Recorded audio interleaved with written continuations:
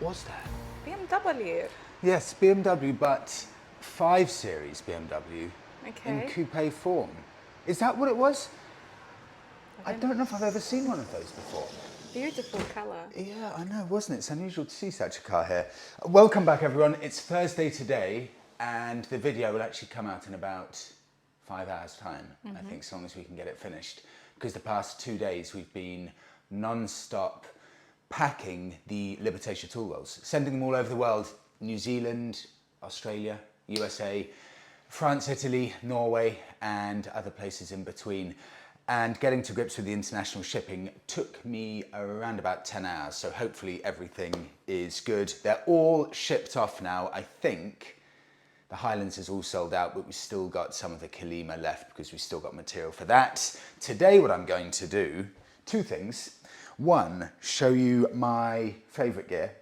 All of my gear that I have. I've hugely slimmed down the amount of gear I've got. And after that, I'm going to ask you for a favour, because Joe from the works wants to try and find an old, very, very special bike.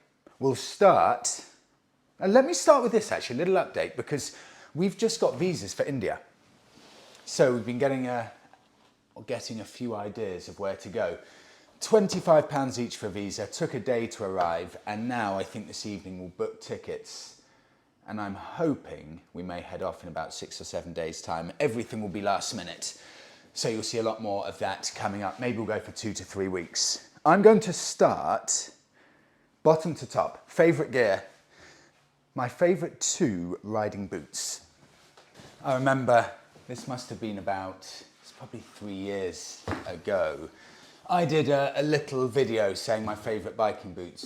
And I had a line of boots, and I'm sure there were about 14, weren't there? If not more than Maybe that. 14 pairs of boots. And then I realised no human can wear 14 pairs of boots. So I ended up a mixture of selling and giving a couple of pairs away. This is all I have now, genuinely all I have. 2 pairs, Styl Martin. That is around about £200. I've had these for 4 years. They're decent, they're not the most heavy duty, and I haven't actually worn them a huge amount, but they're pretty good boots.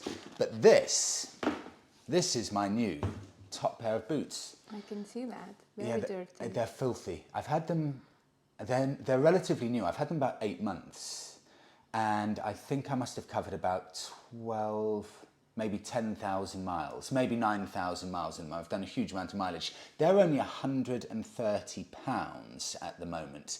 They're very, very robust, very slick looking, zip on the inside, but they're just really stealth and all day comfort, which is exactly what I want.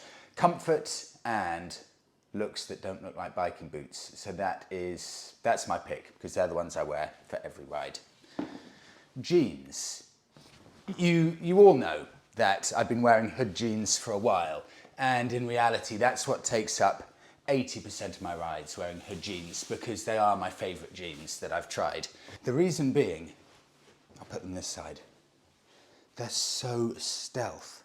There's no extra stitching anywhere, so they're fully lined, but they genuinely look like a normal pair of jeans. So comfortable, so well fitting. Husband and wife run team, Chris and Julie, and you can order the exact leg length you want. So Julie herself will actually take up the leg length to your exact specification. Highest possible safety rating, and this is where things get interesting. That's full protective lining, the entire length and breadth of the jeans, back and front. So they're very, very nice jeans. I'll put them on in a second and show you. And this is another pair of trousers I like. This is a Ride & Sons pair of trousers, but instead of AAA rated, this is just single A rated. Have a look at the difference. So these are brilliant in the summer because they're so thin. That is just normal material. Nothing protective about that. That's the back of the leg there. So it's incredibly comfortable in the summer. But the protective areas are just the yellow bit there for the knee and for the back side. So that's all you get, protective areas. So that's a very, very simplified difference between an A-rated pair of trousers and AAA rated. This more comfortable in the summer, but much, much less protection. Jackets. 2 jackets. In fact, I'll show my favourite one. It's been my favourite for about 2 years. I got this in Tenerife. Royal Enfield kindly sent it over to me. This is the Belstaff Brooklands, and it's the most expensive item of biking gear I own by about double. It's a lot, £500 to £600 for one of these. But it's the nicest biking jacket I've ever had. In fact, it's the nicest piece of biking gear I've ever had in my life. Everything makes sense. So many different pockets, removable lining. I have got to have done 40,000 miles in this, all through Morocco, everywhere.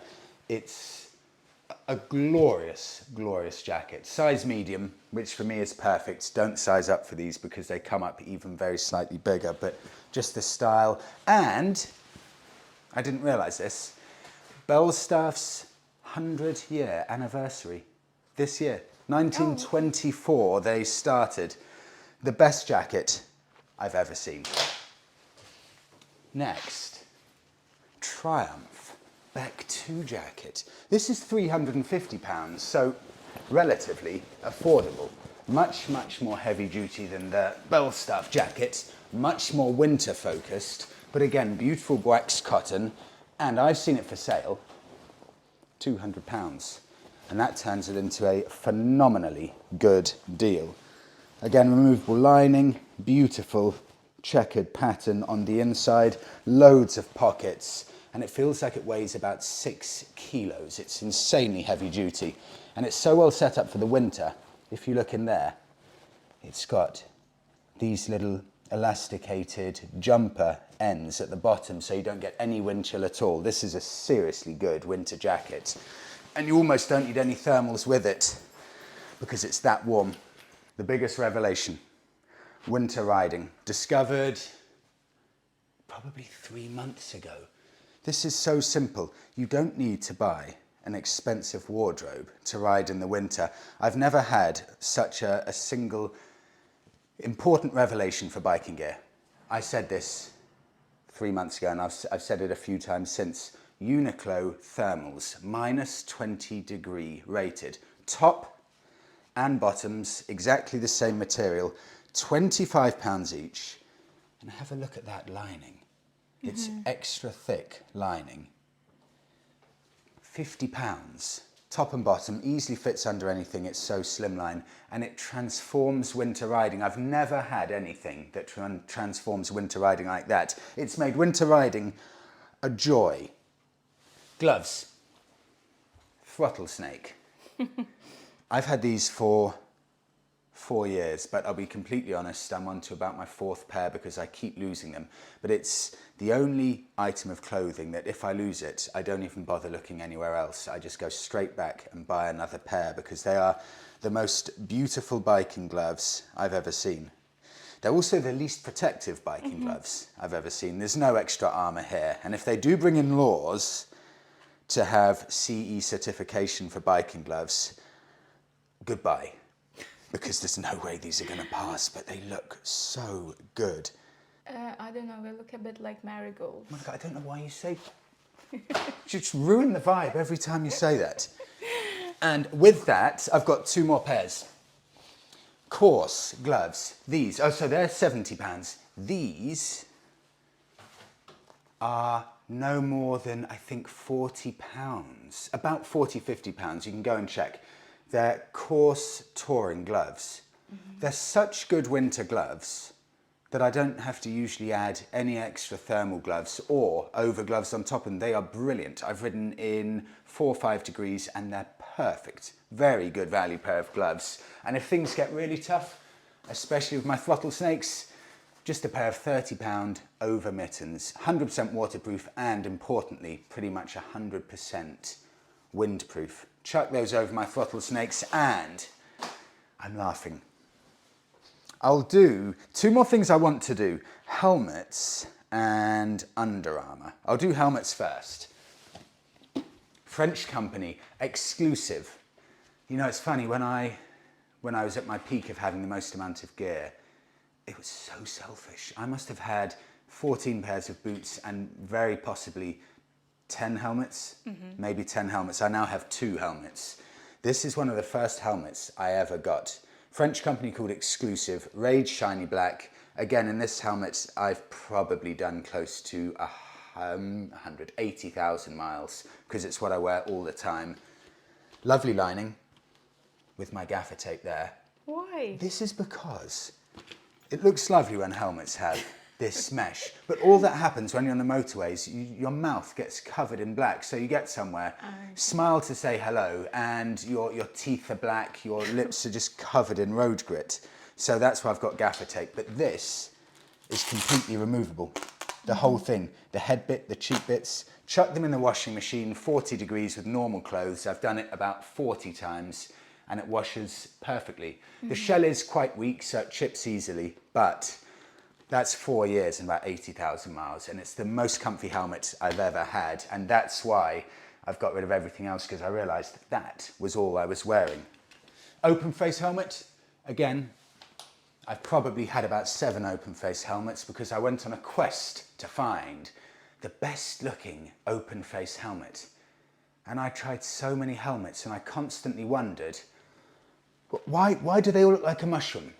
All of them. And then I was told, I think by an American, the reason you will never find a low profile European open face helmet is because DOT regulations in the US are much, much more lenient than ECE regulations in Europe. So this is a US DOT approved helmet, i.e. it will not pass European regulations. So many people will say I'm being extremely stupid for wearing this, but I really like the shape of it. It looks good, it's £120. You don't get the European safety, but, well, if you're vain and slightly pathetic like I am, I just really like it. See that? Dot. No ECE on that. That's Daytona low profile helmet. And finally, 2 things actually. Waterproofs, top and bottom. That's from Vice. I always take that if I do a road trip because you just chuck that over anything. 100% wind protection, and of course it's completely waterproof. And those have come with me everywhere. 10 to 12 years I've had those when I was just riding around on my Suzuki Bandit and Triumph Speed Triple. They've lasted so well and they'll probably last a lifetime. Final 2 things, Under Armour. I'll show you how these look as well as the jeans after this. This is the Elite, AAA rated from Bowtex, €400. It's not cheap, but it's so slimline, so cool and comfortable. That is a really nice product, along with, and bear in mind this has all of the armour in it. That's how slimline it is. Completely armoured, not just with abrasion protection, but hip armour in there. It's a revelation how thin they are, and that fits under anything with ease.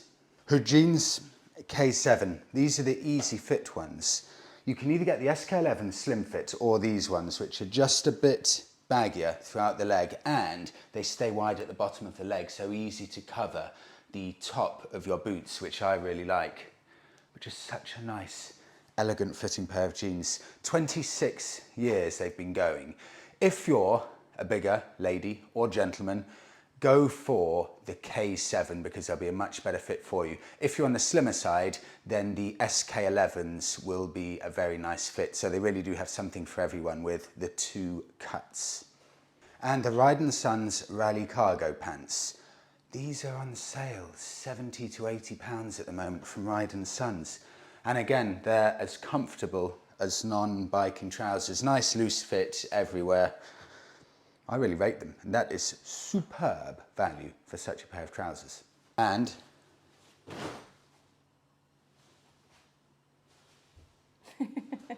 full Bowtex. Okay. That's top and bottom, all of the Bowtex armour. You know the great thing about it, one of the best things, I get to wear, if I have the Bowtex gear on, one of my favourite non-biking jackets, a jacket that should be a biking jacket. Why don't Barbour make biking jackets anymore? They're the ones that made it famous with the Steve McQueen 6-day trials and things like that.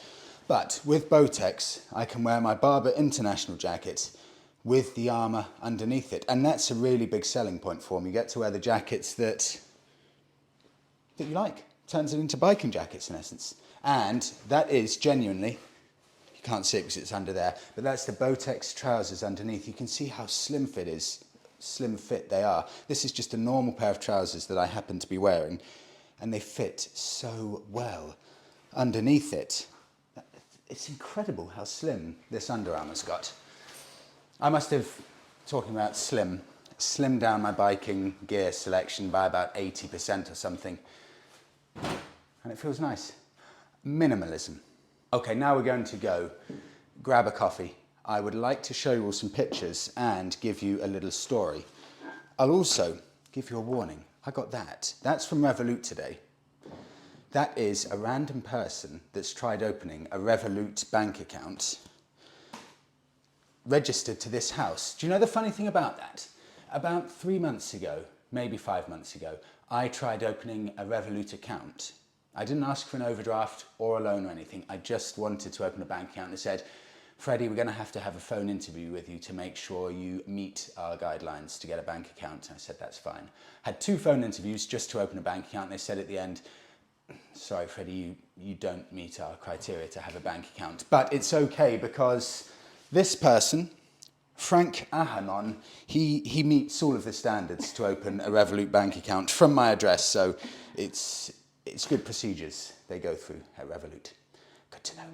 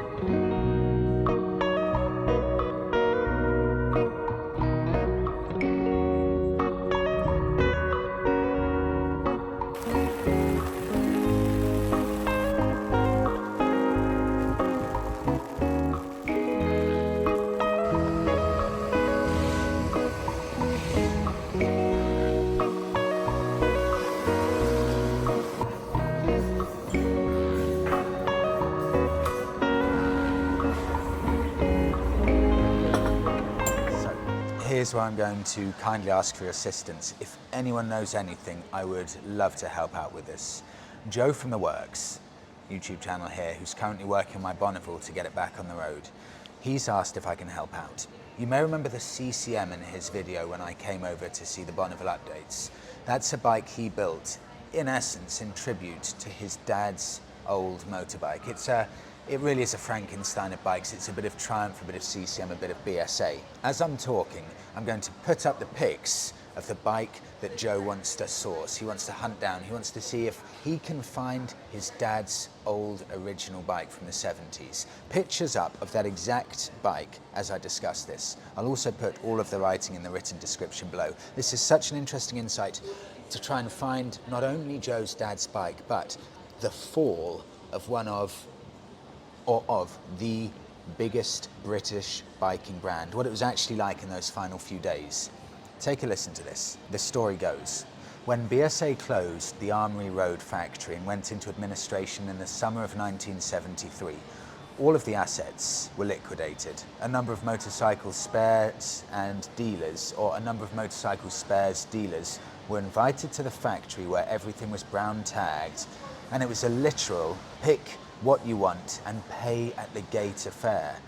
To that end, one of those buying old BSA factory stock was Vale Owens, a renowned Birmingham motorcycle and spares shop, local to the factory. After that, some 5 to 6 years passed, and by the summer of 1977, Joe's dad, whilst making a regular visit, spotted the handlebars of this BSA 250 among many other items of hidden treasure. He promptly purchased this motorcycle for £300. It was unregistered, unfinished, and had literally been taken off the assembly line at BSA, part finished. Onslow's furnished with a number of items to get it into a fairly complete state, with the following: Bonneville T140 headlamp, John Tickle headlamp brackets, Triumph Adventurer TR5 seat, Triumph TR5T, Bonneville left-hand switchgear, and a pair of Doherty Universal Grips. This is something that goes under the radar. When BSA closed down, they were one of the biggest motorcycle manufacturers in the world. What do you do with all those spare bits? They were just selling a frame here, an engine there, handlebars there. So what people did is they bought bits and pieces and built up their own bike. That's why you have some Frankenstein bikes from this era of biking. It's a really interesting insight. Continuing, the length of detail is crucial to the point of the upcoming request. It was then built out, 250cc engine was sold on from the ground up with a CCM 550 Proforma engine but standard BSA B50 gearbox internals. Joe's dad then rode it around for 18 months and did about 1,200 miles on it. It then suffered, classic British biking of the era, it then suffered a big end failure and was subsequently rebuilt again following the engine repair. This rebuild was with the intention of sale due to lack of funds, and my dad decided it would have more appeal in a classic BSA colour scheme of red and black. So, Joe's dad dropped lucky on finding a pre-finished Triumph aluminium tank in red and polished, complete with a Monza cap. He had the frame enamelled black, see the photo, and this is how it was sold, circa 1979 or 1980. To wrap it up, it was sold to Birmingham Motorcycles, but where did it end up after it was sold to Birmingham Motorcycles in around about 1980? The key point to note, wrapping it here, given its registration after Joe's dad built it, it means it would be the only one or one of very, very few late OIF BSA/Triumphs. I mean, it's so weird. You're saying BSA/Triumph. They're such mixes of bikes. Registered in 1978, it will either be a very late S registration or early T registration. The rest, unknown.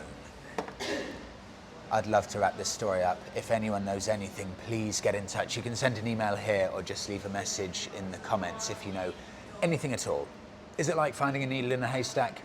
Yes, but you never know. We'll wrap it there. It's 12:30. Monica's got about 2 hours to edit this video, and it will be up in about 4.5 hours time. So thank you so much everyone for watching. Have a brilliant week, and we'll see you all in the next one.